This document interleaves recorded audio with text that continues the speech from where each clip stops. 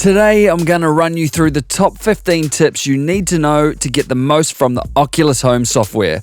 This video is really for the newcomers and people new to Oculus Home, as a lot of the info will be common knowledge, though a couple of these I didn't actually know until a few weeks back, so some of these tips may surprise even the early adopters. Either way, all of it will help improve your experience with Oculus Home. So stay locked, crush that like button, enjoy, and I hope it helps. What is currently happening YouTube? Facepalm here, your friend in Oz and NZ, bringing you reviews, tutorials and game clips, minus the shit. You can follow me on Twitter at Facepalm with a 1, not an L. As for here on YouTube, if you like what you find, then like, comment and subscribe. Don't forget to bring your game face. Let's get it done.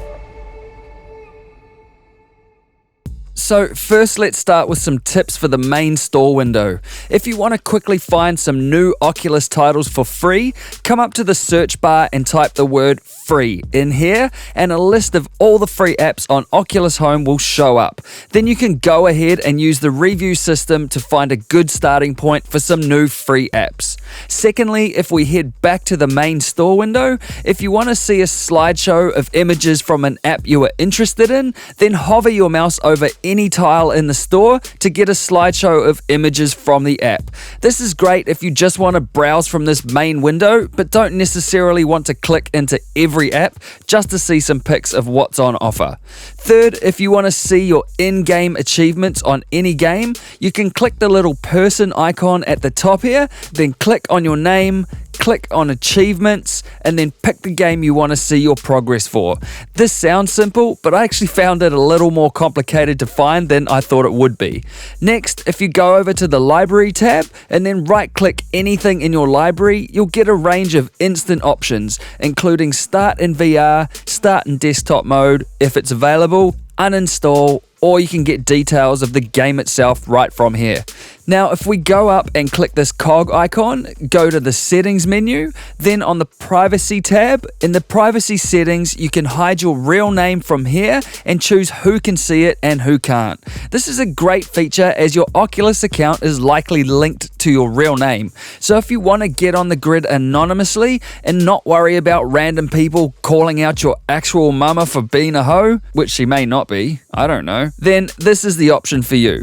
In the devices menu, you can click this Configure Rift drop down and you have a range of options including re-pairing all your devices, running the sensor setup, Guardian system config, and also changing your floor position in VR. These are really handy if you don't want to run the full setup again. Now, click on the Rift headset, and if you are using a butt kicker, a sub pack for extra bass, or a capture card like the Elgato HD60 to capture your VR gameplay, you can mirror the Rift's audio, aka send it to two places at once, by setting this option here to both. This will send the audio to both your Rift's headphones and whatever device you have set as your Windows default audio device. And to check what you have set as your Windows default audio device, right-click the speaker icon in the taskbar, choose playback options, then whatever you have set as the default option here, which will have this little green tick, is the other place the sound will come out. So select your sub pack or your Elgato capture card in here if that's what you're using. Back in the General tab, I absolutely recommend you slide this Unknown Sources slider so that Oculus Home will let you run any third-party games, apps, or programs like Steam VR, for instance, that you haven't bought directly from the Oculus Store. You can turn off automatic app updates, which I actually do, as it saves your apps from constantly auto-updating in the background, even if you're not using them. And you'll get a blue notification dot anyway when an update is available for an app, so you can then update it in your own time. The next one was actually set up wrong for me for a long time, so it's worth changing the region formatting to the country you are in. This will ensure that all pricing, dates, and times are displayed in the correct format relevant to your geographical location in the world. You can disable the Rift and touch safety warnings that you get every time you put the Rift on at the start of each session. You know the one, the look at this box for a few seconds request. request. By sliding this and then watching a short video to acknowledge you understand the health and safety warnings and that you won't use a hairdryer in the shower, then that warning message box will be no more and time will be saved by all. And if you want to know what version of Oculus Home you are running, you can see it down the bottom here. And if you are in VR and want to know the same thing, all you have to do is turn around in Oculus Home and the version number will be listed there. In the beta tab, you can restart the Oculus VR service, which is good as it reboots all of your Oculus software. So if you just close Oculus Home, then the Oculus VR service still runs in the background.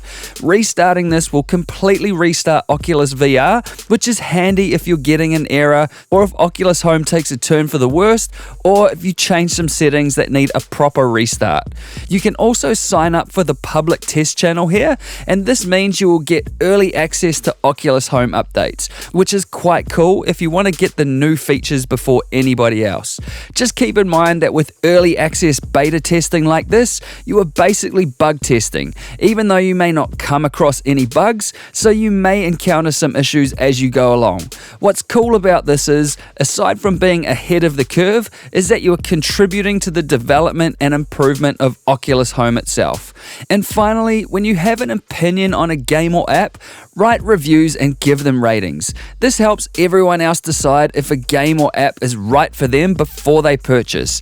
Just make sure you add relevant information and why you do or don't like the app or game you are reviewing, instead of just, fuck this, it's shit, because potato. And that's it for this video. So if you like what you saw, then crush that like button, click the links on screen now for more content, or click the EXO logo to subscribe if you wanna. And I'll see you in the next one. Peace!